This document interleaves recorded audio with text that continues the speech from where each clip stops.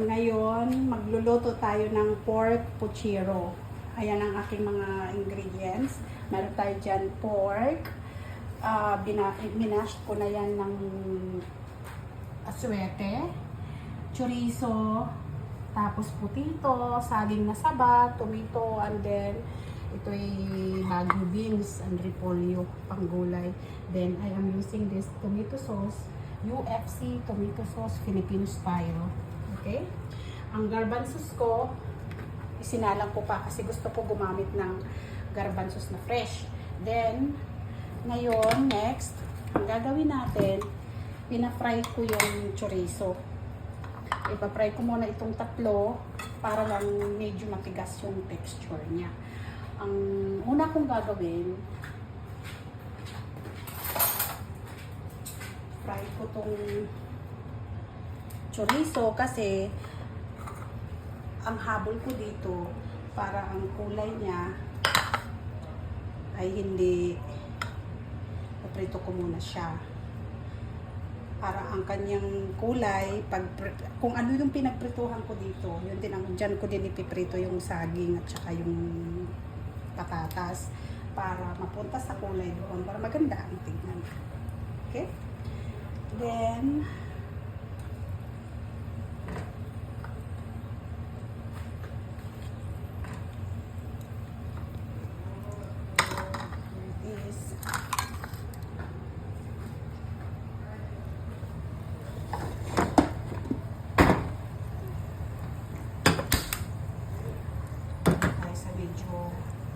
ano yung apoy.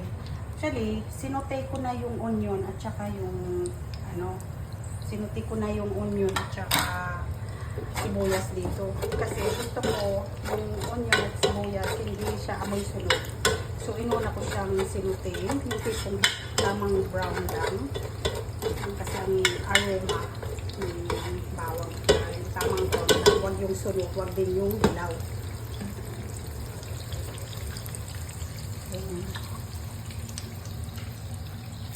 Go.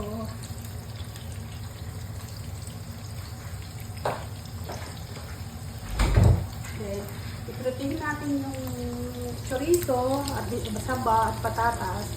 After that, kasi nakasote na yung ating yung ating bawang at saka sibuyas. So, ang gagawin ko dyan ay magbibisa na ako habang nagpiprito. Salang ko na yung oil.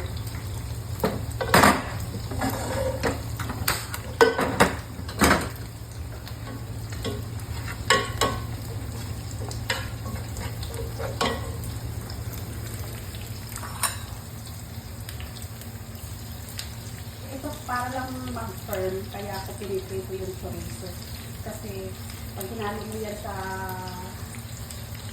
sauce na doon, lalambot din naman. At least na-fry siya. Ganon din ang purpose kung bakit kailangan kong i-fry yung saging at saka yung patatas.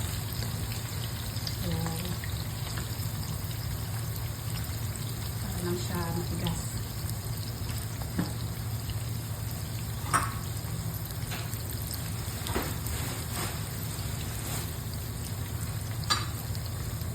Dito kasi sa Abu Dhabi, wala akong makitang chorizo de Bilbao. Usually, masarap ito kung ang gagamitin ay chorizo de Bilbao.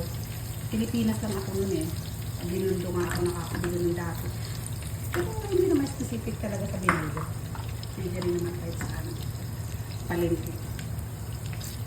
Ito Spanish chorizo to eh. So, medyo pricey lang, pero okay na rin, carry lang. So, ngayon, sinupay na natin yung bawang sibuyas. Ilalagay ko na yung baboy.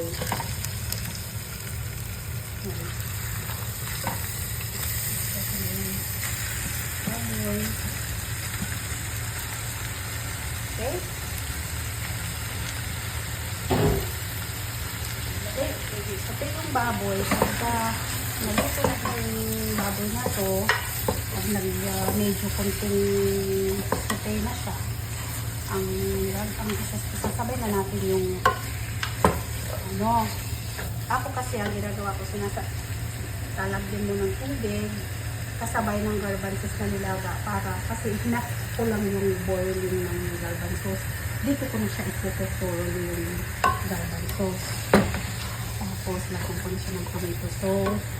Then, ilalagay ko na yung kamatis. Lahat na ng ingredients, including yung chorizo.